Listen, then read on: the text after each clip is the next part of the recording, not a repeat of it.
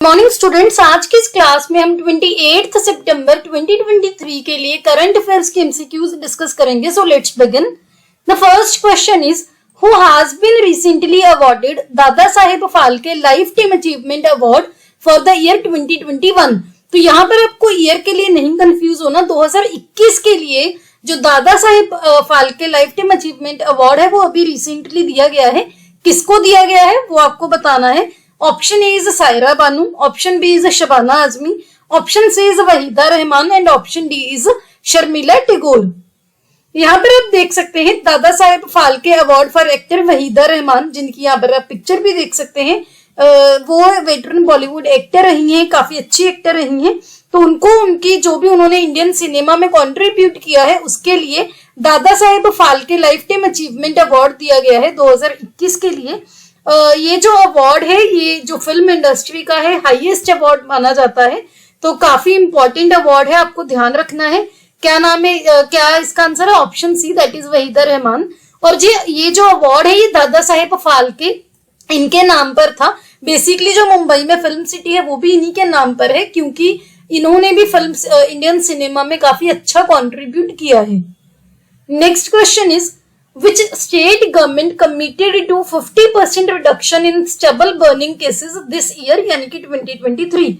कौन सी राज्य सरकार ने ये कमिट किया है कि हम 50% तक रिडक्शन करेंगे, कम करेंगे जो स्टबल बर्निंग के केसेस हैं। स्टबल बर्निंग के केसेस होते हैं जो खेतों में जब फसल की कटाई हो जाती है उसके बाद जो बचा हुआ स्टबल होता है उसको आग लगा देते हैं। ऑप्शन ए है पंजाब, ऑप्शन बी है हरियाणा, ऑप्शन सी है उत्तर प्रदेश एंड ऑप्शन डी है तमिलनाडु। यहाँ पर आप इसका भी सोर्स देख सकते हैं। Punjab government commits to 50% reduction in stubble burning cases this year. So ये पंजाब गवर्नमेंट ने कमिट किया है। एयर क्वालिटी का जो पैनल है CAQM, उन्होंने अनाउंस किया है कि पंजाब का ये प्लान है। जिस दिन जो दिल्ली के लेफ्टिनेंट गवर्नर थे LG थे, उन्होंने इश्यू रेज किया था नॉर्दर्न जोनल काउंसिल मीटिंग पर और स्टेट्स को रिक्वेस्ट की थी कि वो अभी जो आने वाला जो पैडी सीजन है, पैडी सीजन जब चावल वाला जो सीजन होता है, खरीफ वाला जो सीजन, तो उससे पहले उन्होंने रिक्वेस्ट किया है, क्योंकि ये स्टबल बर्निंग की वजह से काफी ज्यादा पोल्यूशन होता है जो आप बोल सकते हो आसपास के एरियाज है वहां पर भी। तो पंजाब गवर्नमेंट ने कमिट किया है कि पैडी स्टबल बर्निंग को हम कम से कम 50% तो इस साल कम करेंगे ही करेंगे जितना पिछले साल था उससे। ये जो प्लान है इसने elimination of paddy stable burning cases को भी अटेम्प्ट किया कि हम बिल्कुल 6 जो जिले हैं होशियारपुर, मलेरकोटला, पठानकोट, रूपनगर, SCS नगर जो पहले मोहाली था, SBS नगर, यहाँ पर हम बिल्कुल खत्म कर देंगे। पंजाब गवर्नमेंट का ये जो इनिशिएटिव है, रिसेंटली मैंने अभी आपको बताया 31st मीटिंग हुई थी नॉर्दर्न जोनल काउंसिल की, जिसके चेयर करते हैं यूनियन होम मिनिस्टर जो कि अभी है करंटली अमित शाह जी। उसी की मीटिंग में ये जो है अनाउंसमेंट की गई। हिमाचल प्रदेश ने जो है अपनी जो पहले उन्होंने डिमांड की थी स्पेशल रिलीफ पैकेज की, क्योंकि रिसेंटली जो बारिश हुई है, इतनी ज्यादा फ्लड्स आई हैं, उसकी वजह से काफी डैमेज हुआ है स्टेट को। उन्होंने भी इस मीटिंग में अपने लिए रिलीफ जो है डिमांड किया है। इसके अलावा जो पंजाब हरियाणा का सतलुज यमुना लिंक SYL जो कैनाल वाटर शेयरिंग का डिस्प्यूट था उसके बारे में भी यहाँ पर मेंशन हुआ है। तो सभी चीजें जो है न्यूज में आपको ये ध्यान रखना है। इसका आंसर है option A, that is Punjab. ऐसी जो एग्जांपल्स है आप अपने एनवायरनमेंट के क्वेश्चंस में, एसेज में, इंटरव्यूज में काफी जगह जो है कोट भी कर सकते हैं। Next question is MGH committee has been formed in which state in India to revise the school text book.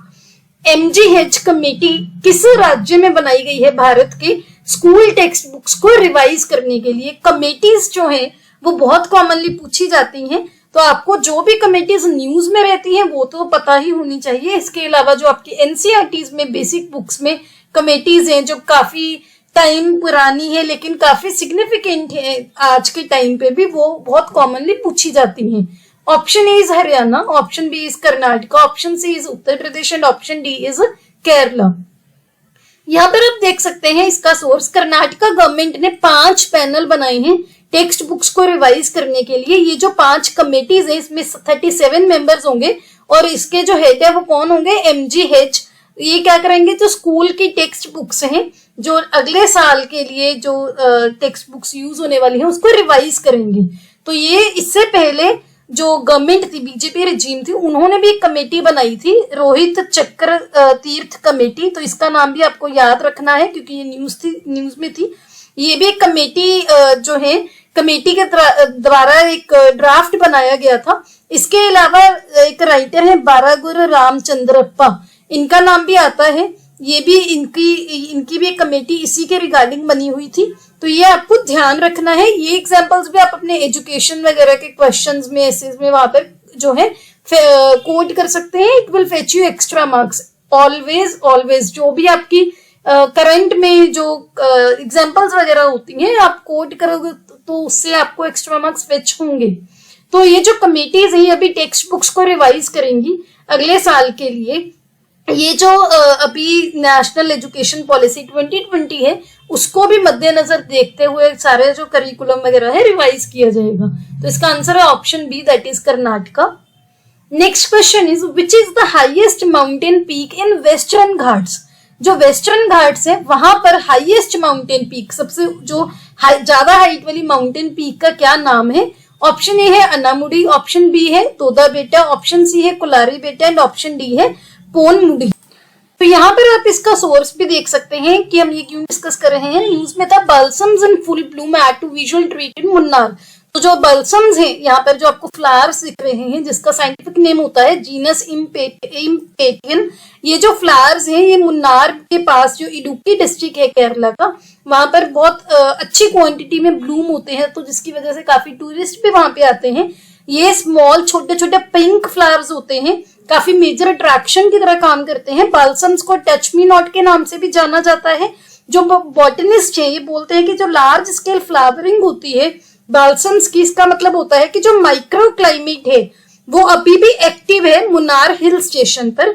इसी वजह से न्यूज में था। इसके अलावा यहाँ पर आप देख सकते हैं मेंशन है Anamudi, the highest mountain in the Western Ghat and the surrounding high ranges. ये जानी जाती हैं, वहां पर जो वाइल्ड बाल्सम की काफी डाइवर्सिटी होती है उसकी वजह से। तो ये न्यूज में है। यहाँ पर आप मैप में भी देख सकते हो, यहाँ पर आपको दिखाया गया है अन्नामुडी, ये आपको दिखाई गई है। ये जो पीक है इधर, ये वेस्टर्न घाट्स हैं इस साइड, और यहाँ पर इस साइड ईस्टर्न घाट्स हैं। और यहाँ पे आपको पलानी हिल्स दिखाई हुई है, अन्नामलाई हिल्स है, कार्डमम हिल्स है, डोडा बेटा है। ये सारी जो इम्पोर्टेंट पीक्स हैं आपको दिखाई हुई हैं। तो इसका आंसर है option A, that is Anamudi. Next question is how much daily salt intake is being recommended by World Health Organization WHO as safe for human beings. WHO के द्वारा डेली कितना नमक का इनटेक करना सेफ माना जाता है, रिकमेंड किया जाता है ह्यूमन बींग्स के लिए, इंसानों के लिए। ऑप्शन ए है up to 2 grams, option B है up to 5 grams, option C है up to 8 grams and option D है अप टू 10 ग्राम्स। यहाँ पर आप इसका भी सोर्स देख सकते हैं, Indians eat more salt than WHO recommendation. Recently ICMR का, Indian council of medical research का एक सर्वे हुआ था, जिससे पता चला कि इंडियंस की जो सॉल्ट इनटेक है डेली, जो मीन एवरेज सॉल्ट इनटेक है, वो WHO की रिकमेंडेशन से ज्यादा है। अगर आप इंडियंस की देखो तो estimated mean daily salt intake जो है 8 ग्राम्स है, मेन के लिए 8.9 ग्राम्स है और वुमेन के लिए 7.1 ग्राम्स है। जो WHO की रिकमेंडेशन है वो सिर्फ अप टू 5 ग्राम्स है, तो उससे काफी ज्यादा जो है इंडियन सॉल्ट इनटेक करते हैं। सॉल्ट जो इनटेक है ये हायर है मेन में, स्पेशली जो गांव वाले एरियाज है वहां पर, और जो ओवरवेट लोग हैं जिनका वेट ज्यादा है, या फिर जो मोटे लोग हैं, ओबीज लोग हैं, उनमें ज्यादा पाया गया है। यहाँ पर आप देख भी सकते हैं कि जो फ्रीक्वेंसी है कंजप्शन की हाई सॉल्ट कंटेनिंग फूड्स की, वो कितनी है। यहाँ पर आप देख सकते हैं उन्होंने बताया हुआ है कि at least once in a week को इस कलर से दिखाया है, lights at least once in a month, then others दिखाया हुआ है। ये सोर्सेज है, नमकीन, पापड़, पैकेज चिप्स हो गए, सोया मस्टर्ड सॉस हो गई, प्रिजर्व्ड कैंड सॉल्टी प्रोडक्ट्स हो गए, homemade high salt content food हो गए जैसे चटनी, पन्ना, पिकल, डेयरी प्रोडक्ट्स हो गए जैसे पैकेज चीज हो गया, बटर, ये चीजें जो है ली जाती हैं। तो यहाँ पर आपको पता चल गया कि WHO का कितना है, अप टू 5 ग्राम्स। ये जो स्टडी हुई थी ICMR की, इसने ये भी देखा कि जो सॉल्ट इनटेक है, जो एम्प्लॉयड लोग हैं, जो जॉब वाले लोग हैं, उनमें ज्यादा है, और जो टबैको यूजर्स हैं, तंबाकू वगैरह लेते हैं, उनमें भी है। या फिर जिनको हाई बीपी रहता है उनमें भी सॉल्ट इनटेक ज्यादा था, क्योंकि जो सॉल्ट इनटेक है ये काफी सारे डिजीजेस के साथ रिलेट किया जाता है। फॉर एग्जाम्पल जो कार्डियोवास्कुलर डिजीजेस होती हैं, हार्ट के साथ रिलेटेड होती हैं, और जो ओवरवेट लोग होते हैं, इनमें ये सारी स्टडी ने वो चीजें ज्यादा देखी हैं। तो इसका आंसर है option B, that is up to 5 grams. ध्यान में रखना है आपको, ये काफी टाइम से न्यूज में, काफी फ्रीक्वेंटली न्यूज में रहा है। हमने काफी टाइम पहले भी इसके बारे में डिटेल डिस्कस की थी, कुछ मंथ्स पहले, अब ये दोबारा से न्यूज में था। Next question is the tax that is paid on the funds raised by unlisted companies through the issuance of shares in off-market transactions if they exceed the fair market value of the company is known as। तो उसको क्या बोलते हैं? जो ऐसा tax जो कि जो अनलिस्टेड कंपनीज हैं, जो आप बोल सकते हो कि जो सिक्योरिटी ये एजेंसीज हैं जहां पर जो स्टॉक मार्केट में लिस्टेड होती हैं कंपनीज, वहां पर ऐसी कंपनीज जो वहां पर लिस्ट नहीं होती, लेकिन जो वो फंड रेज करते हैं अपनी ऑफ मार्केट ट्रांजैक्शंस में शेयर्स को इशू करके, उस पर वो जो पैसा कमाते हैं उस पर जो टैक्स लगता है, अगर वो फेयर मार्केट वैल्यू से ज्यादा होता है तो उसको क्या बोलते हैं वो आपको बताना है। तो अगर आपको ये नहीं पता कि फेयर मार्केट वैल्यू का क्या मतलब होता है, फेयर मार्केट वैल्यू जैसे सपोज आपके पास कोई जमीन है या कोई भी चीज है, उसको आपने आज मार्केट में बेचना है, तो एक एस्टिमेटेड वैल्यू हम देखते हैं ना कि इतने की बिक जाएगी, तो वो फेयर मार्केट वैल्यू होती है। तो अगर जो अनलिस्टेड कंपनीज के जो शेयर्स हैं उनकी जो ऑफ मार्केट ट्रांजैक्शंस हैं, अगर वो फेयर मार्केट वैल्यू से ज्यादा हो जाती हैं, उस पैसे पर टैक्स लगता है, उसको क्या बोला जाता है? ऑप्शन ए है securities transaction tax, option B है capital gains tax, option C है angels tax and option D है डिविडेंड डिस्ट्रीब्यूशन टैक्स। तो यहाँ पर आप इसका भी सोर्स देख सकते हैं, centre softens angel tax rules. So जो गवर्नमेंट ऑफ इंडिया है उन्होंने कुछ रूल्स इजी किए हैं, कुछ रिस्ट्रिक्शंस कम किए हैं, जिसमें गवर्नमेंट इन्वेस्टमेंट्स जो हैं वो इंक्लूडेड थी, जो स्टार्टअप्स इंक्लूडेड थे, जितने भी एनआरआईज जो हैं अगर उन्होंने स्टार्टअप्स में इन्वेस्ट किया है तो गवर्नमेंट ने उस पर कुछ रूल्स में आप बोल सकते हो सख्ती कम की है। जिस भी एनआरआईज ने अगर उसमें premium over fair market value से ज्यादा के रेट पर उन्होंने इन्वेस्टमेंट की थी, ये जो नए रूल्स है सेंट्रल गवर्नमेंट ने नोटिफाई किए हैं, ये ज्यादा फ्लेक्सिबिलिटी प्रोवाइड करते हैं, रिजिड नहीं है। किनको जो मर्चेंट बैंकर्स हैं उनको किसी कंपनी की वैल्यूएशन के लिए जो नई पॉलिसी है, इससे एक्सपेक्ट किया जाता है कि जो प्रैक्टिकल लेवल पर डिफिकल्टीज आती हैं इन्वेस्टर्स को भी और फर्म्स को भी, क्यों? क्योंकि क्लैरिटी नहीं है रूल्स पे, शायद उसको वो ये नई पॉलिसीज को खत्म कर दे, एड्रेस करे।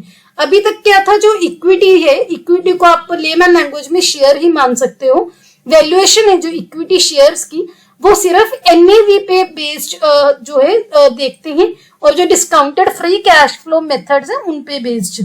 तो ये जो है आपको ये ध्यान रखना है कि जो एंजल टैक्स है ये बोलते हैं इसी पे, जो टैक्स नॉन लिस्टेड कंपनीज की ऑफ मार्केट जो ट्रांजैक्शंस हैं अगर वो फेयर मार्केट प्राइस से ज्यादा पर होती हैं, उस रेट पर जो फंड रेज होते हैं उस पे जो टैक्स लगता है स्टार्टअप्स पे, उसको बोलते हैं एंजल टैक्स। तो ये न्यूज में था, आपको पता होना चाहिए ये टर्म। यहाँ पर इसको अगर आप और डिटेल में देखो कि जो गवर्नमेंट ने अभी मैंने आपको बताया ये प्रोविजंस इजी की थी, इससे क्या है, ये central board of direct taxes ने एक नोटिफिकेशन इशू की थी इनकम टैक्स एक्ट के अंदर, जिसको अमेंड किया गया।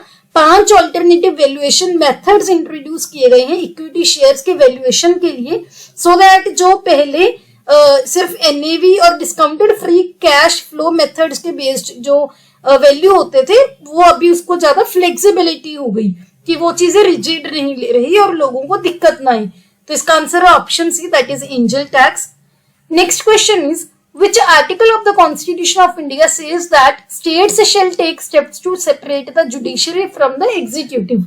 भारत के संविधान का कौन सा आर्टिकल ये कहता है कि जो गवर्नमेंट है, स्टेट का मतलब यहाँ पर क्या है, गवर्नमेंट कोई सेंट्रल गवर्नमेंट है या कोई स्टेट गवर्नमेंट है, लोकल गवर्नमेंट है, जो ये एंटिटीज है इसको स्टेट के नाम से आप अपनी पॉलिटी में और डिटेल पढ़ सकते हो, उसको लेमन लैंग्वेज में आपको बता रही हूँ। कि उसको जुडिशरी को एग्जीक्यूटिव से अलग रखने के लिए स्टेप्स लेने चाहिए। ऑप्शन ए है आर्टिकल 50, ऑप्शन बी है आर्टिकल 51, ऑप्शन सी है आर्टिकल 49 एंड ऑप्शन डी है आर्टिकल 52। यहाँ पर आप देख सकते हैं इसका सोर्स जुडिशरी क्या है, talent loose. Honourable supreme court of India ने एक स्टेटमेंट दी है कि जो जुडिशरी है ये टैलेंट लूज कर रही है क्योंकि जो गवर्नमेंट है it sits on names. 70 high court के कोलिजियम रिकमेंडेशंस थी वो अभी तक पिछले 10 महीनों से पेंडिंग है। जस्टिस कौल ने ये स्टेटमेंट दी है और उन्होंने बोला है कि सेंट्रल गवर्नमेंट अभी भी नेम्स को, नाम को सेग्रीगेट कर रही है, जबकि कॉलेजियम जो है उसने वो प्रैक्टिस को फॉरबिड कर दिया है। तभी ये न्यूज में था, तभी ये चीज हम डिस्कस कर रहे हैं क्योंकि इंडिया में क्या है, सेपरेशन ऑफ पावर जो है वो हम प्रैक्टिस करते हैं, जिसके बेस्ड क्या है कि जो लेजिस्लेटिव है, एग्जीक्यूटिव है, जुडिशियल है, गवर्नमेंट के 3 अलग अलग ये आप बोल सकते हो पार्ट है जो कि डिवाइडेड है, सेपरेट है। ये अपने अपने इनको इंडिपेंडेंटली काम करने के लिए अपना अपना एरिया इनको दिया हुआ है। जो हमारे आर्टिकल 50 है कॉन्स्टिट्यूशन का, वो भी कहता है कि गवर्नमेंट स्टेट्स को it shall take steps to separate the judiciary from the executive so that कोई भी इशू ना आए कोई भी काम में। हमारे जो भारत का संविधान है ये भी स्ट्रक्चर एक ले डाउन करता है और हर ऑर्गन का, स्टेट का, जो एग्जीक्यूटिव, लेजिस्लेटिव और जुडिशरी है, इसके हर ऑर्गन के जो रोल और फंक्शंस को डिटरमाइन करता है, डिफाइन करता है और उनके इंटर रिलेशनशिप्स के लिए भी नॉर्म्स एस्टैब्लिश करता है कि चेक्स एंड बैलेंसेस बने रहे। चेक्स एंड बैलेंसेस का क्या मतलब है, अब लेजिस्लेचर क्या है, पार्लियामेंट, एग्जीक्यूटिव क्या है, जो उसको इम्प्लीमेंट करते हैं, ब्यूरोक्रेसी हो गई, जुडिशरी, ये चीजें कोई भी अपने पावर का ओवर यूज ना करे, तो चेक्स एंड बैलेंसेस हैं। आपको पता होगा कि अगर आपके साथ कोई भी चीज गलत होती है तो आप कोर्ट में जाकर अपील करते हो। तो इसी वजह से हमारे भारत के कॉन्स्टिट्यूशन में आर्टिकल 50 में भी ये चीज बताई हुई है कि जुडिशरी को एग्जीक्यूटिव से अलग रखने के लिए गवर्नमेंट को स्टेप्स लेने चाहिए। तो इसका आंसर है option A, that is article 50। Next question is exercise युद्ध अभ्यास is a joint military exercise of India and which country. जो एक्सरसाइज युद्ध अभ्यास है ये कौन से देश की इंडिया के साथ जॉइंट मिलिट्री एक्सरसाइज है। ऑप्शन ए है यूके, ऑप्शन बी है यूएसए, ऑप्शन सी है सिंगापुर एंड ऑप्शन डी है नेपाल। तो यहाँ पर आप देख सकते हैं इसकी एक्सप्लेनेशन। जो एक्सरसाइज युद्ध अभ्यास है ये इंडिया और यूएसए की जॉइंट आर्मी एक्सरसाइज है जो कि रिसेंटली 25 सितंबर को स्टार्ट हुई है, 8 अक्टूबर तक चलेगी। कहां पर हो रही है, यूएसए के अलास्का के फोर्ट वेन राइट में। दोनों कंट्रीज जो इंडिया और यूएसए, इन्होंने टेक्टिकल ड्रिल्स कंडक्ट प्रेबिलिटी को एनहांस करने के लिए, अगर हमने यूएन पीस कीपिंग ऑपरेशंस करने हैं तो दोनों के जो ऑपरेशंस है उसको बढ़ाया जाए। तो मराठा लाइट इन्फेंट्री रेजिमेंट के भी ऑलमोस्ट 350 पर्सोनल ने इसमें पार्टिसिपेट किया है। तो आंसर है option B, that is USA. Next question is, which team became the first ever team to hit over 3000 ODI one day inning sixes in cricket?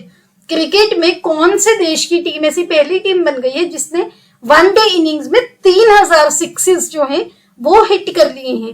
Option A है England, option B है Africa, option C है Australia and option D है India. यहाँ पर आप देख सकते हैं टीम इंडिया ने एक सिग्निफिकेंट माइलस्टोन अचीव किया है, पहली टीम बन गई है जिन्होंने 3000 ओडीआई सिक्सेस से भी ज्यादा हिट कर लिए हैं। इंडिया की टीम ने 18 सिक्सेस जो है अभी रिसेंटली ऑस्ट्रेलिया के साथ मैच हुआ था मध्य प्रदेश के इंदौर में, उस टाइम ये स्कोर किए और तभी ये जो रिकॉर्ड है बनाया है। फर्स्ट नंबर पर इंडिया हो गया है, सेकंड नंबर पर है वेस्ट इंडीज की टीम जिनके 2953 सिक्सेस हैं। तो फर्स्ट और सेकंड दोनों आपको पता होनी चाहिए। इसका आंसर है option D, that is India. Next question is, the Bharatanatyam is an Indian classical dance form that originated in. Bharatanatyam जो एक इंडियन क्लासिकल डांस फॉर्म है कहां पर ओरिजिनेट हुई है। ऑप्शन ए है केरला, ऑप्शन बी है उड़ीसा, ऑप्शन सी है तमिलनाडु एंड ऑप्शन डी है उत्तर प्रदेश। यहाँ पर आप देख सकते हैं हम ये क्यों डिस्कस कर रहे हैं। रिसेंटली एक भारतनाट्यम एक्सपोनेंट, काफी लेजेंडरी जो डांसर थी सरोजा वैद्यनाथन जी, शी पास्ड अवे। उन्होंने गणेश नृत्यालय भी एस्टैब्लिश किया था न्यू दिल्ली में 1972 में, जो कि भारतनाट्यम का एक इंस्टीट्यूट है जहां पर भारतनाट्यम सिखाया जाता है। इसके अलावा उन्होंने भारतनाट्यम पर बुक्स भी लिखी हुई हैं। उनको 2002 में पद्मश्री भी मिला था और पद्म भूषण भी 2013 में। इनकी यहाँ पर आप पिक्चर देख सकते हैं। भारतनाट्यम की अगर बात करें, it is one of the oldest, जो कि 2000 से भी ज्यादा साल पुराना क्लासिकल डांस फॉर्म माना जाता है, जो कि तमिलनाडु के तंजौर डिस्ट्रिक्ट में ओरिजिनेट हुआ था। भारतनाट्यम क्या है, जो इंडिया के 8 क्लासिकल डांस है जो आप अपने आर्ट एंड कल्चर में पढ़ते हो, उसी में से एक है। इसका जो ओरिजिन है कि ये कहाँ से स्टार्ट हुआ, ये भारत मुनि के नाट्य शास्त्र से ट्रेस किया जाता है। इसमें जो अभिनय दर्पण है नंदीकेश्वर के द्वारा, ये एक one of the main source है टेक्सचुअल मटेरियल के लिए। अगर हमने इसकी टेक्निक्स और ग्रामर पढ़नी है, जो भी भारतनाट्यम डांस में बॉडी मूवमेंट्स होती हैं, तो जो नंदीकेश्वर का दर्पण, अभिनय दर्पण है, वो मेन सोर्स माना जाता है। आपको ये सभी पॉइंट्स ध्यान में रखने हैं। इसका आंसर है option C, that is Tamil Nadu. ये हमारे सोशल मीडिया के यूजर नेम है, इनके लिंक आपको डिस्क्रिप्शन में मिल जाएंगे। आप हमें यहाँ पर फॉलो कर सकते हैं अपडेट्स के रिगार्डिंग। अगर आपको ये वीडियो अच्छी लगी, please hit the like button, अपने दोस्तों के साथ वीडियो को शेयर कीजिए। Don't forget to subscribe to my channel. See you tomorrow at 8 o'clock। Have a nice day.